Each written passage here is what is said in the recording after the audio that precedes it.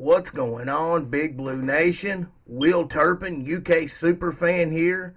It's the Cats and the Cards on Saturday afternoon at Rupp Arena. It'll be a 1 o'clock start time on ESPN. On today's video, we're going to look at those Cardinals and all the key matchups and info that you need to get ready for the game on Saturday. If you can tell, there's just a little bit more hype in my voice this week here. It's always a big game, big for the fan base here at Kentucky.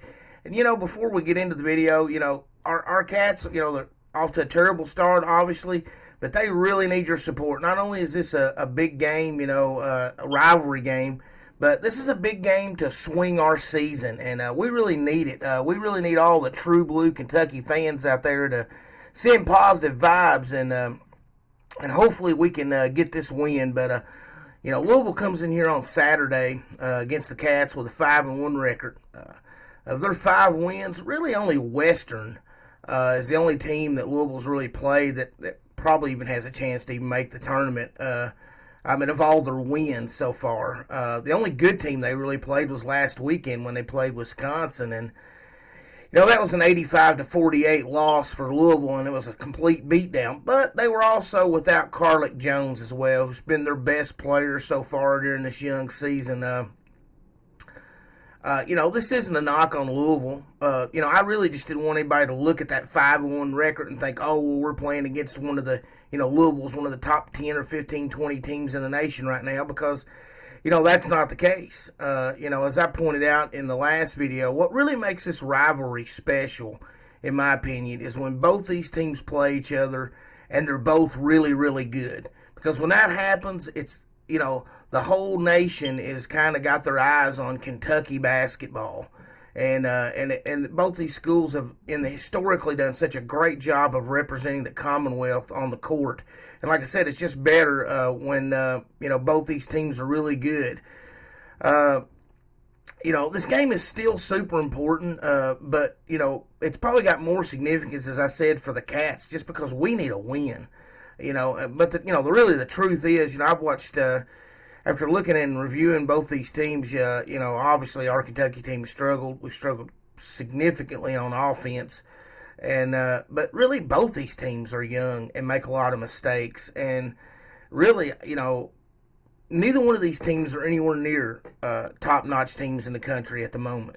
Neither one's even super fun to watch as of right now, because I probably spent like more than a dozen hours watching tape on both these teams over the last week and a half. As I was kind of starting to look at Louisville maybe a couple of weeks ago, just kind of starting to pay attention to them a little bit more. Right after they had that shutdown, I had a chance to review a couple of their other games before that. And that was the thing, Louisville got shut down. They had to spend a couple of weeks, where they basically couldn't practice or do anything due to the, virus-related issues. And then they got back on track. They played the other night. They played Pittsburgh, and it was a horrific game to watch. If you sat through that thing, there was a lot more bad basketball than good. But like I said, a lot of that's probably attributed to the fact that Louisville hadn't really had but just a couple of practices before that game. And they'd been shut down for 2 weeks, and they've got a young team too. So they've got a bunch of unproven pieces just like we do. And so far, the basketball that I've seen out of Kentucky and Louisville both is very similar. Not very fun to watch. There's some bright spots. We're going to get into it because it's still Kentucky-Louisville, and when it's Kentucky-Louisville, you can throw it all that other stuff out the window. But, Louisville's been playing this season without their leader and dominant post presence, 6'11", 250-pound Malik Williams.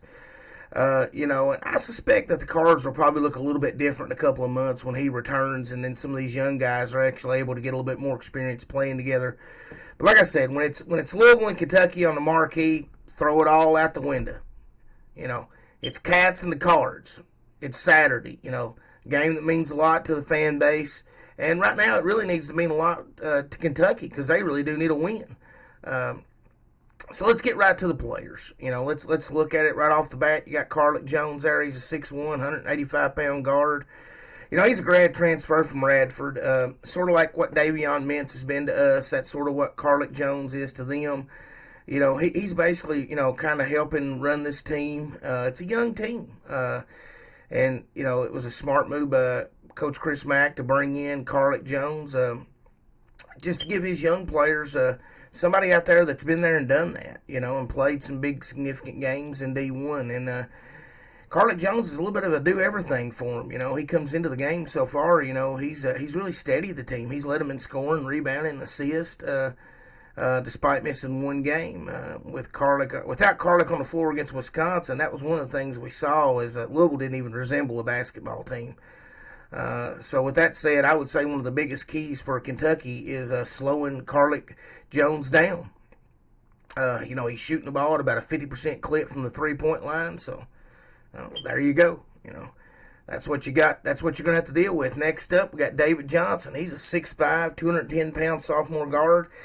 He and Jones are primarily the ball handlers for the Cards, and he's been great at times. He's been terrible at times. He's got 26 assists on the season, 25 turnovers through 6 games.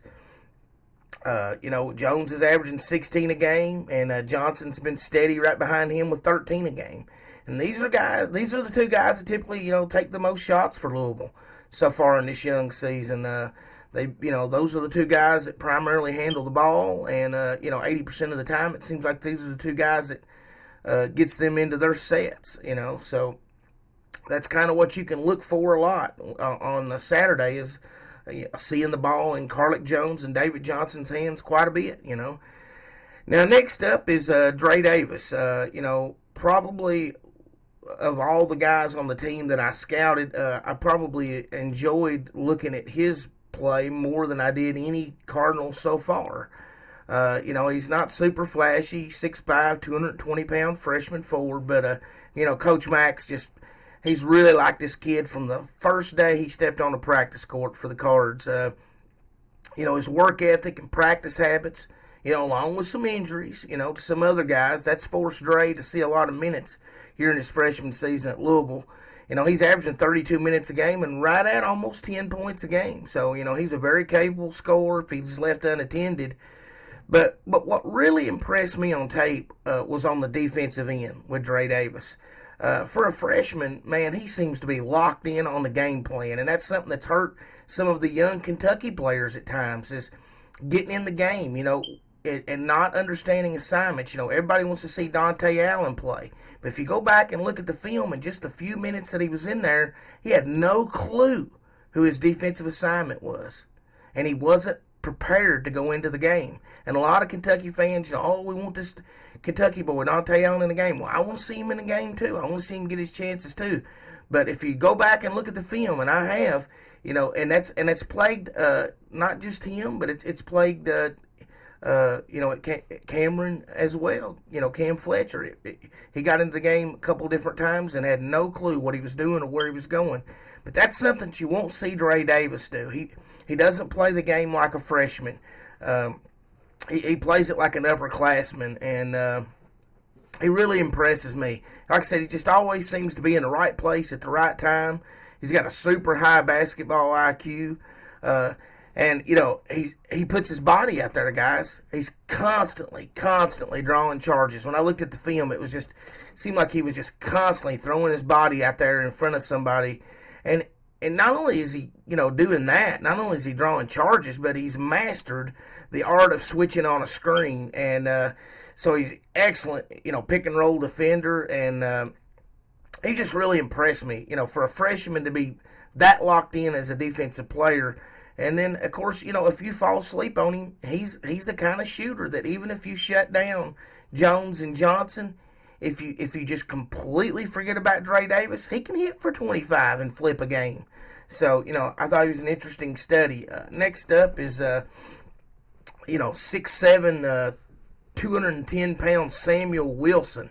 Now he's a sophomore. He's a versatile player. He can really play guard or forward. He's probably one of the most efficient Cardinals players on the floor. He's averaging about 11 points a game, but he takes about half as many shots as the guards do. And a really good player, a really solid player for him. And like I said, he's always seems to be in the middle on the hustle plays as well. and above average, in all categories that I noticed. I don't know. I really didn't get to grade him out as an individual defender. Nothing really stuck out to me there, but he did seem to be, making a lot of the effort plays, and like I said, comes in averaging 11 points a game. He's very efficient. He gets the ball down there around the basket. He typically puts it in the hole. That's about what I could say for Samuel Williamson. Next up is a 6'8" redshirt freshman here, 230-pound Jalen Withers here. And there's a lot about Withers that I like. I mean, he's a really good defender in the pick and roll. He has uncanny speed for a 230-pounder. That was one of the things I noticed. He tends to split time down there with J.J. Traynor down there, first guy off the bench. But Jalen Withers, the tape really revealed that he can guard almost every position on the floor. Really, I mean, I saw him, getting in switches on guards, and they weren't blowing by him. He's got great lateral quickness. And he on offense, he gets down the floor. If you fall asleep, he's got above average speed for a 6'8", 230-pound guy. He's still a little raw, but he has a big upside, and he's probably going to be a player UK is going to have to deal with for, the next couple of years. Like I said, the next guy up there is, I just talked about, J.J. Traynor, 6'8", 200-pound freshman. He kind of, like I said, he splits times there in the paint with Withers. He's a pretty consistent performer, and he's efficient as well. But he's had to be rushed in and play some key minutes for Coach Mack's team due to that Malik Williams injury, and he's done a fine job. He comes in, averages I think 6-7 points a game. He'll throw in 4 or 5 rebounds. And if you don't put a body on him, he can put a double-double on you off the bench and really, could really hurt you. Next up, Josh Nickelberry, 6'4", 205-pound sophomore guard. He's a kid that can really put the ball in the basket right here. Second all-time leading scorer in the history of North Carolina high school basketball. So there you go. Now he's missed a few games, but he returned the last game to the rotation against Pitt the other night. Got 9 minutes on the floor, and I know, listening to Coach Mack, he was really excited about getting him back acclimated to practicing every day. And that's one of the things about these Louisville guys is different players have different conditioning levels right now. Like Carlick Jones had to get a couple of extra breathers the other night just due to his conditioning not being all the way back, and where David Johnson really didn't have any problems because he hasn't missed as much time. He's been able to at least, when the team was shut down, was able to at least, exercise and keep his conditioning up, where I think Carlick maybe actually been sick for a week or so, and so that always brings the conditioning down, and that's different. There's different parts of it, but JJ, they're trying to work him back in. I would fully expect him to play 12 to 15 minutes here against Kentucky minimum. Nickelberry, he's similar to Kerwin Walton, who I highlighted in the preview video against Carolina, and sure enough, he flipped that game. He sure did. And Nickelberry, he's going to be told to let it fly when he's in the game. Coach Mack's wanting him to shoot the ball because that's what he's good at. And he's more than capable of doing what Kerwin Walton did to us last weekend, provide the Cards with some three-point shooting off the bench. And like I said, you don't want him to do what Kerwin did. A guy like Josh Nickelberry comes in, hits 3 or 4 threes in a close game and just flips it, And that's the worrisome thing about these guys is they do got capable guys that are capable of getting hot. Johnson and Carlick Jones can all get hot. And, even though they haven't shot the ball great from downtown, they do have capable shooters for sure. The first thing that's really jumping off my page, when I started looking at this matchup here was the size. And if you really look at it, Louisville doesn't really play anybody taller than 6'8". But they've managed... when I looked at right now they're dominating rebound statistic against their opponents through 6 games. And one of the reasons is because they rebound as a unit, sort of like Kentucky did against Carolina, where the guards really chipped in. That's what Louisville's been doing all year. Is it's been a team effort on the backboard, and it's took a team that really, on paper, if you look at them, you wouldn't think they would be, you know, dominating in that category, but that's exactly what they've done this year so far. Now, obviously, like I said, they haven't played quite the schedule Kentucky has early on this season, and you know, they played some teams that didn't have a lot of size. So, but still, nonetheless, they have done a good job in that category, and they've done it as a group. Um, Another thing that jumped off the page to me was the fact that this Louisville team, man, they draw a lot of charges. And I mean a lot of charges. And I want to highlight a lot. Everybody on this team is more than willing to put their body on the line. And if you put your head down and take off to the rim, you're just creating problems for yourself. You beat this Louisville team with ball movement and accurate passing. One-on-one AAU ball will only lead to turnovers and foul trouble. I'm going to go ahead and lay it out there. These guys are, you know, they play smart, and like I said, they slide their feet, they get back on defense, they get in position, and if you go recklessly to the lane, you're just going to find yourself, you know, picking up offensive fouls and turnovers. That's exactly what's going to happen. You know, I'm really concerned about, you know, this game for a lot of reasons. And, you know, Louisville's very good defensively. I mean, they're barely giving up 40% shooting from the field, you know, on the season. And, you know, it takes great ball movement. And that's not been the Cats' calling card early on in the season. That's the way that you can get to Louisville, is swinging the ball, swinging it and moving it, swinging it and moving it. And that's, like I said, not been a calling card of our team. And if we're going to win Saturday, that's an area that we're not going to beat this Louisville team driving the ball downhill against them.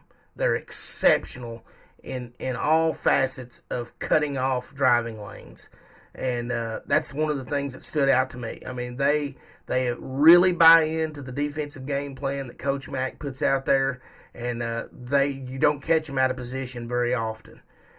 Very well coached team. And you know, the Cards also, they shoot 72% from that free throw line. You know, Kentucky comes in shooting 67%. You know, and the Cats have really struggled from the 3-point line. We're right around 24% clip for the season from downtown. And you know, Louisville, you know, they're at least a respectable 32% from long range. So, you know, there's the numbers right there, boys and girls, and all Cats fans out there. You know I didn't give you a whole lot here to just get super excited about, but things that, you know, before we end the video, let's just look at the couple of different things. We do have a significant height advantage. You know, this is an opportunity where, you know, 15 to 20 offensive rebounds. This game will probably be decided on hustle plays and offensive rebounds. And, you know, Louisville has one thing that has impressed me about their team is just how active they are.